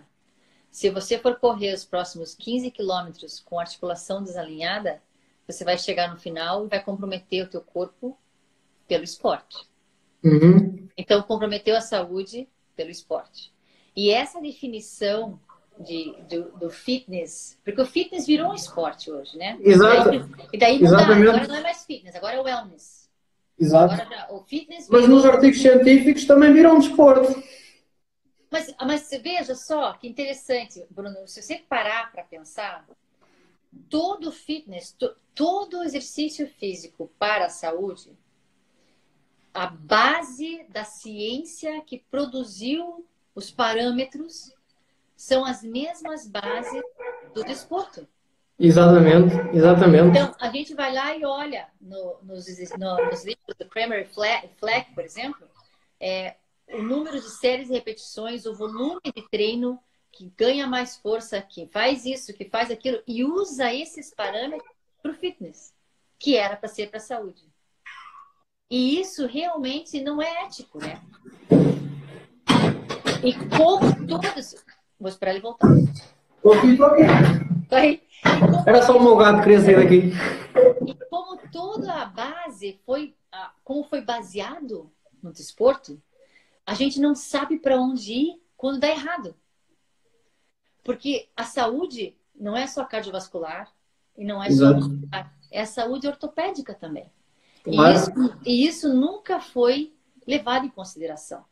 Então, como nunca foi levado em consideração, porque a gente só quer saber qual é o resultado que ele vai dar agora, quanto que você vai ganhar de massa agora, quanto que você vai emagrecer agora, o custo articular nunca foi colocado nessa equação. E, novamente, o problema está... Você assistiu às nossas aulas lá, as primeiras aulas. Eu achei muito legal aquilo, que o problema está em a origem ter sido o treinamento esportivo. E a outra coisa também, que é muito legal pensar, o profissional de educação física, ele é um profissional, uma pessoa que tem uma característica mais voltada para o esporte. A personalidade dele, ele já escolheu educação física porque ele gosta de esporte. Porque ele provavelmente foi bom no esporte. Exato. Ele teve sucesso no esporte. Então, ele já tem uma mentalidade esportiva. O fisioterapeuta, ele tem uma mentalidade de ser médico. E muitos queriam ser médicos e não entraram em medicina. Foram fazer fisioterapia. Entendeu? E assim, muito profissional de educação física queria ser atleta olímpico, não foi, e foi fazer educação física. Né? Então, a personalidade do profissional já é bem diferente. O foco, a tolerância aos detalhes é muito diferente de um para o outro. Então, eu fico muito feliz quando eu vejo profissionais de educação física que têm essa capacidade, esse desejo de se especializar e prestar atenção nos detalhes. Mas esses são o menor número, não é o maior número. Né? E normalmente, se você prestar atenção, os profissionais de educação física que vêm para o RTS e realmente aprendem e se encantam com isso, todos eles dizem que deu um novo sentido para a profissão deles. Que eles pararam de trabalhar com a estética e realmente começaram a trabalhar com a saúde. Porque até então estavam trabalhando com a estética. E estavam cansados de trabalhar com estética, estavam cansados de contar até 10. Isso aconteceu comigo também.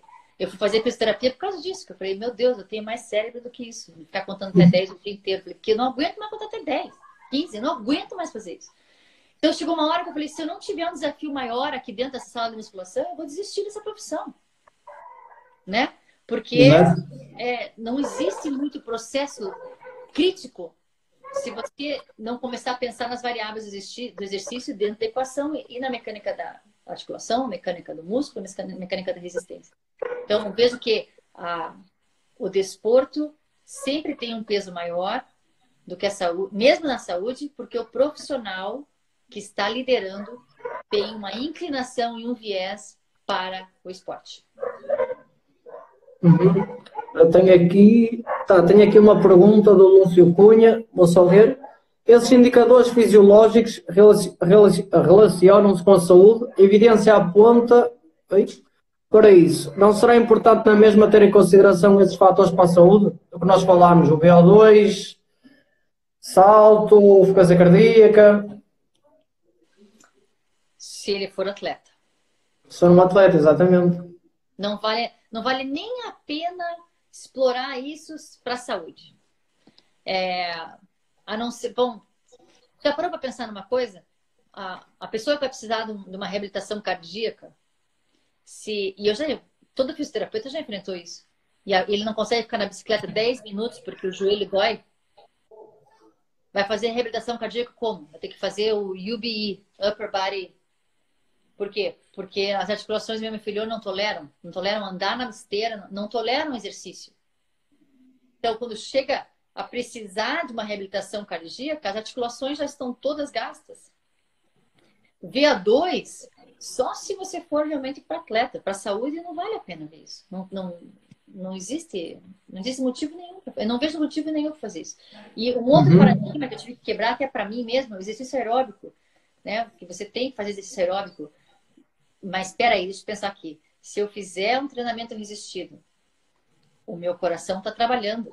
E se eu fizer um treinamento resistido, é óbvio, o coração está trabalhando o tempo todo. Mas se eu fizer um treinamento resistido de alto com uma certa intensidade, eu estou... é um trabalho. Sim, sim. É um trabalho, né? Mas é tanta ciência, é tanta história, e é tanta paradigma na mente do profissional, e não só do profissional, na expectativa do cliente. E hoje de manhã, quando a gente estava conversando com o Dr. Leandro, a gente viu também que é muito importante a gente saber isso também, né? Que às vezes a expectativa do cliente conta muito, porque nós precisamos de clientes. Se o cliente não quiser ficar com a gente, porque a gente não está fazendo nada do que ele esperava, a gente perde o cliente. Existem alguns clientes que eles precisam ficar com a gente algum tempo até eles entenderem o que a gente está fazendo. Precisa ensinar o cliente. E daí, é claro, se você está num lugar na tua profissão que você pode dizer, eu só vou pegar cliente aqui, entrar no meu barco e fazer aquilo que eu quero, tá? Ótimo. Mas para quem está começando na profissão, nem sempre consegue fazer isso, né? Então, eu tive clientes muito interessantes na minha vida, onde e amigos também, clientes amigos, que você não pode perder, sabe? Porque são teus amigos. E alguns deles, o negócio do alongamento passivo, eu não conseguia, eles eram viciados na sensação do alongamento passivo. E se não fizesse o alongamento passivo, não sentia como uma boa sessão. O que eu fazia às vezes? Eu vou lá, faço um pouquinho de alongamento passivo, imediatamente faço uma isometria para desfazer o que eu fiz.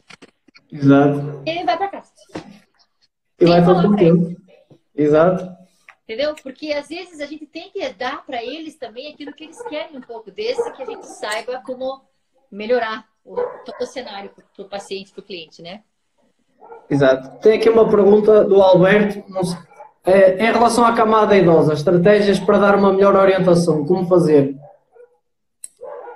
Não existe demográfico, né? Idoso, Exato. você pode ter alguém de 90 anos com uma tolerância melhor do que alguém de 17. Né? Então, o idoso, primeira coisa que você tem que pensar é que a articulação, normalmente a articulação daqueles com idade mais avançada já está mais gasta, né? Se você pensar em termos de ombro, se esse ombro não foi ativo a vida inteira, quando chega numa certa idade, existe bem constante, bem comumente, existe um afinamento dos tendões do manguito rotador e às vezes o rompimento da maioria deles sem dor e às vezes até sem muita diferença na mobilidade. Então, esses fatores eu preciso levar em consideração na mecânica do exercício que eu vou fazer. Então, eu vou falar uma das pesquisas que eu ia trazer hoje de manhã. É o farming? Não, um outro. O pensamento de que a pesquisa indicou, esqueci o nome do autor. Se vocês quiserem, depois eu passo para vocês, está no meu slide aqui. Acho que está aqui no meu slide. Peraí. Não está nisso. Tudo bem. Verificou-se que a ativação do glúteo é muito maior dos 90 graus por 120 do agachamento do que do 0 a 90. E a extrapolação da conclusão foi, então, se o idoso tem que sentar e levantar, e essa é uma função que ele perde normalmente, ele tem perda dessa função com a idade, e ir ao toalete, por exemplo, ele tem que sentar e levantar, e ele perde essa habilidade com o tempo. Então, agachar, como o agachamento de 90 a 120 é onde ele mais ganha força no glúteo, então tem que agachar profundo com o idoso. E esse é um líder nacional da educação física hoje, com 100 mil seguidores. Que depois que ele falou isso, estão todos agachando os idosos de 80 anos até 120 graus. Então... Oi, deixa eu estar... Desculpa. Tá. Se você pensar no idoso, você tem que levar em consideração, primeiro, a articulação, independente do que a pesquisa vai dizer do músculo. A articulação. Tem tolerância? Articulação. Tem tolerância? Articulação. Tem tolerância? Então, é só isso que eu digo. Olhe para a articulação, manipule as forças para que você tenha o melhor benefício do tecido contrátil com o menor risco da articulação. Não foi ontem ou antes de ontem, tive uma discussão com o Pedro, também já fez o RTS Master, o aceiceiro. Porque é que algumas pessoas, nós percebendo da mecânica, vemos, ok, este tem mais braço de momento, por exemplo, no agachamento, mais braço de momento para o quadril. Mas a pessoa só sente o quadríceps. O que é que poderá ser isso? Eu estive a discutir umas coisas com ele, eficiência neural. O que é que achas que poderá influenciar nisso? Então, a gente vai entender a pergunta. A pergunta é: por que mesmo com o braço do momento sendo maior para o quadríceps, para o glúteo ou para o quadril, durante o agachamento, a pessoa às vezes não consegue sentir a contração do glúteo? E só sente o quadríceps. Mesmo tendo certeza de que o braço do momento é maior para o quadril? Sim. Sim. Tem gente que tem realmente uma dificuldade de perceber e sentir a musculatura. A sensação não está presente. Tem gente que realmente não consegue sentir a musculatura. Agora, eu insisto numa coisa quando isso acontece. Mude o cenário mecânico desse agachamento. Use um outro tipo de equipamento. Use cues diferentes. Diga para ele coisas diferentes. Experimente fazer empurrar o chão para baixo, ver se não sente um pouco mais posterior do que quadríceps. Sim. A questão era o porquê, tentar entender o porquê. Oi? A questão era tentarmos entender o porquê disso acontecer.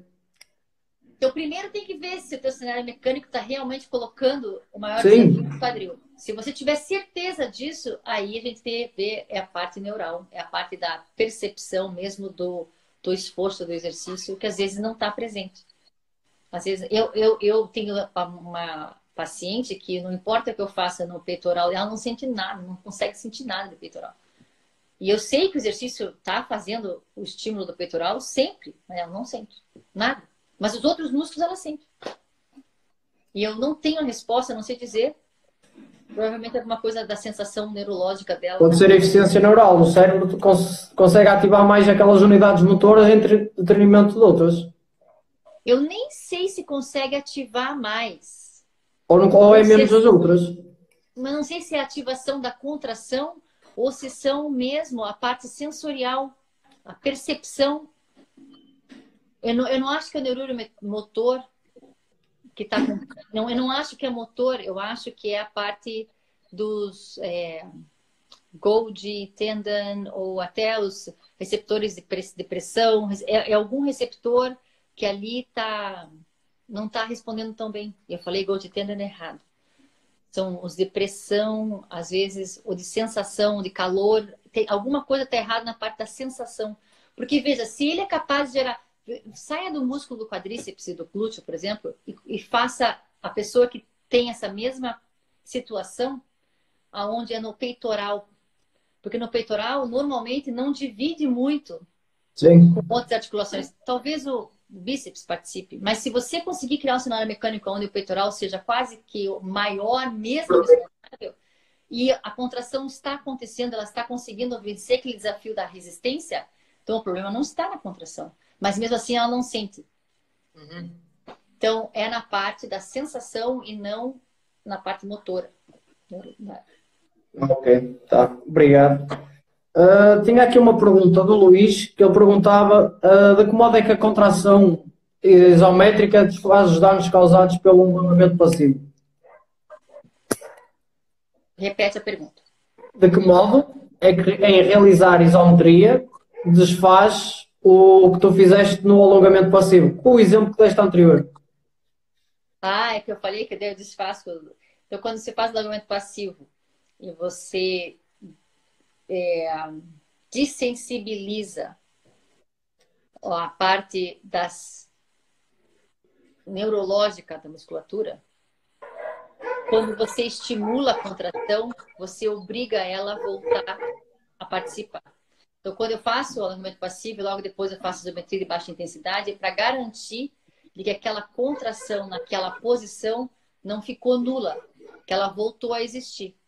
Então, é isso que eu tenho que fazer. Eu tenho que fazer, se eu faço o alongamento passivo e naquela posição a contração deixou de existir, eu tenho que ter certeza, antes de que levar para casa, que a contração voltou a acontecer naquele... E aí entra neuromotor gama, alfa, e eu não queria entrar nessa profundidade de assunto. Claro, claro.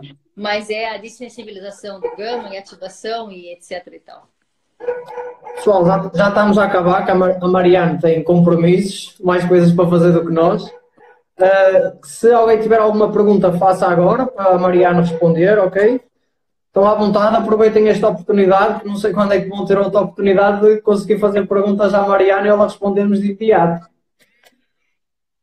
Façam perguntas. E se tiver a oportunidade novamente e se der certo no calendário, voltamos aqui. Por mim, 5 estrelas, eu não me importo. Espero ter contribuído com todos vocês. Se eu não respondi alguma pergunta, manda depois para o Bruno. O Bruno pode mandar por e-mail, eu respondo por e-mail também. E qual a profundidade, né? Depois, se a pessoa quiser perguntar assuntos mais profundos, que nem o Pedro fez uma pergunta lá no Facebook outro dia, eu acho que dá para a gente conversar muito, né? Exato. Mas aí eu não sei daí o resto, o nível dos outros que estão assistindo. Claro. Bem, só para terminar, se ninguém faz pergunta, faço eu. Mariano, como é que achas que vai ser o futuro do fitness do futuro? Depois disto, do Covid? Depois do Covid. O que tem crescido cá em Portugal é muito personal trainer online. Pois é, eu acho que é uma oportunidade ótima para a gente. Porque o fitness online talvez cresça muito. Mas ele tem muitos problemas, né? E as pessoas vão se machucar muito. E aqueles profissionais que são como nós, a gente vai ter um espaço muito grande que é o trabalho com a performance interna. Então, eu vejo que o fitness vai dividir completamente. Vai ficar entre aqueles que vão ser só estética e vão estar fazendo em casa, que não se importam com nada, e os jovens, provavelmente. Mas a gente vai ter um espaço para entrar agora com muita força. Para a gente poder mostrar o nosso trabalho e trabalhar com a saúde e os centros de performance interna no mundo inteiro começarem a crescer e trabalhando com os médicos e os médicos mandando para a gente fazer o treinamento dessas pessoas e a manutenção da saúde dessas pessoas vindo direto dos médicos. Isso vai acontecer e eu acho que vai ser para aqueles que estiverem prontos, a hora que acabar o Covid, a gente precisa sair e tomar esse espaço. Exatamente. Porque, olha que interessante, sumiu, né? Sumiu todo mundo, das academias e tudo. Na hora que voltar, até acho que a gente devia fazer um movimento mundial, assim, daqueles que estão nessa mudança, a gente tomar esse espaço com muita força na mídia social, como você está fazendo um trabalho maravilhoso na mídia social. Obrigado. Está conseguindo trazer algo para todo mundo conseguir acessar. Isso é muito legal. E a gente, como comunidade no mundo inteiro, quando isso acabar, a gente tem que tomar esse espaço, porque vai ter um vácuo que nunca teve antes. Exatamente. Pessoal, recomendo-vos a todos visitar o site do RTS Brasil e inscreverem-se no curso dos MES ou do SPIN, dependendo se vocês são fisioterapeutas ou técnicos de exercício físico. Eu já fiz os MES 1, estou atualmente a fazer os MES 2 e vou continuar por aí fora até não ter mais níveis para fazer. E com muita sorte ir aos Estados Unidos tirar o RTS Master com o Tom. Recomendo a todos. Muito obrigado, Mariano, por teres aceito o convite. Obrigada, pessoal, por estar acompanhando a gente aí. E se tiverem mais perguntas, escrevem para o Bruno. Obrigada. Exato. Esta live vai ficar disponível 24 horas na história. Eu também, como sempre, vou pôr no Spotify no Exercise Matrix Podcast, ok? Para quem não conseguiu ouvir ou ouviu só por partes, ou quer rever esta interessante conversa com a Mariana, que ela acrescentou muito conteúdo e coisas mais complexas que temos de escrever e pensar, ok? Terça-feira há novo episódio, convidado Rafael Peixoto, a hora ainda vou anunciar. Mariana, mais uma vez, obrigado. Obrigado a todos que estão em casa que assistiram. Até quase às 11 da noite. Obrigado a todos e até terça-feira. Até, tchau. Obrigada, Bruno. Tchau. Tchau.